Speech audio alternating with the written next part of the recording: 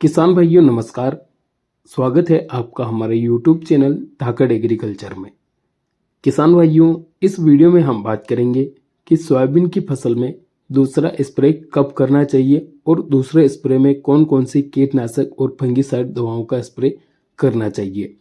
इसके बारे में इस वीडियो में हम पूरी डिटेल के साथ में बात करेंगे। और किसान भाइयों, इस वीडियो में जो दवाएं आपको हम बताएंगे उनके माध्यम से सोयाबीन की फसल में लगने वाली सभी प्रकार की इल्लियाँ जैसे कि चना इल्ली, तंबाकू इल्ली, semi looper, ring cutter, girdle beetle, सभी प्रकार की इल्लियाँ, सभी प्रकार के कीट खत्म होने वाले हैं। तो अगर आपकी फसल में भी इन कीटों में से किसी प्रकार का कीट लग रहा है तो आप इस वीडियो को अंत तक देखें ताकि आपकी फसल में लगने वाले सभी प्रकार के कीटों का आप आसानी से सफाया कर सकें।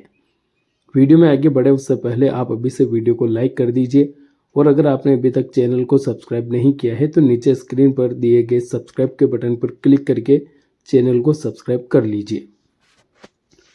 किसान भाइयों, बात करें अगर सोयाबीन की फसल में दूसरे स्प्रे के बारे में, तो दूसरा स्प्रे जब आपकी सोयाबीन की फसल लगभग 40 दिन के आसपास हो जाती है या फिर 40 से 45 दिन की हो जाती है तो उस समय पर दूसरा स्प्रे हमें करना चाहिए।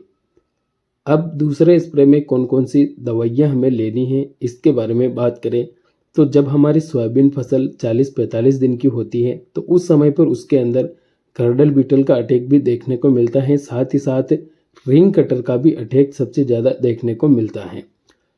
इसके अलावा कई प्रकार की इल्लियाँ, कई प्रकार के मच्छर भी हमारी फसल में लग जाते हैं और कहीं कहीं पर हमें फंगस जैसी शिकायत भी देखने को मिलती है।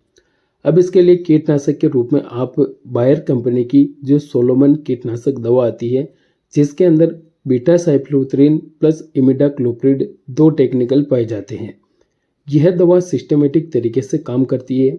यह दवा आपकी फसल में लगने वाली सभी प्रकार की इल्लियों को खत्म करेगी, साथ ही साथ जितने भी मच्छर या रस चूसक कीट है उन कीटों का सफाया करेगी। तो आपको सोलोमन लेना है। साथ में फंगिसाइड की बात करें तो किसान भाइयों, आप यहाँ पर 2 फंगिसाइड ले सकते हैं। 2 फंगिसाइड के बारे में हम बताएंगे जिनमें से किसी एक फंगिसाइड को आप ले सकते हैं। या तो आप कॉपर ऑक्सीक्लोराइड ले सकते हैं लगभग 40 ग्राम प्रति टंकी की दर से, या फिर आप जो रोको फंगिसाइड आता है जिसके अंदर थायोफिनेट मिथाइल पाया जाता है उसको आप ले सकते हैं 35 से 40 ग्राम प्रति टंकी की दर से। इनमें से किसी एक फंगिसाइड को अगर आप लेंगे तो दोनों की मात्रा आपको लगभग 35 से 40 ग्राम पर टंकी की दर से रखना है। अब सोलोमन आप लगभग 100 ml प्रति एकड़ की दर से ले लीजिए और फंगिसाइड आप लगभग 400 ग्राम प्रति एकड़ की दर से ले लीजिए। इनके साथ में आप चाहें तो NPK 19-19-19 का स्प्रे कर सकते हैं। अगर आपने 19-19 का स्प्रे कर दिया है तो आप यहाँ पर NPK 0-32-34 का स्प्रे कर सकते हैं।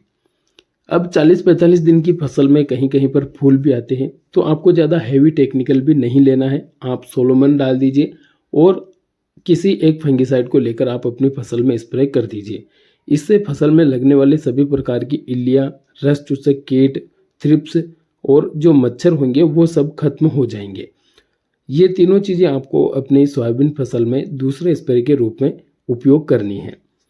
अब किसान भाइयों, आप समझ गए होंगे कि दूसरा स्प्रे कब करना है और दूसरे स्प्रे में आपको कौन कौन सी दवाइयाँ लेनी है। वीडियो में दी गई जानकारी अगर आपको अच्छी लगी है तो वीडियो को लाइक कीजिए और हमें फॉलो करना ना भूलें।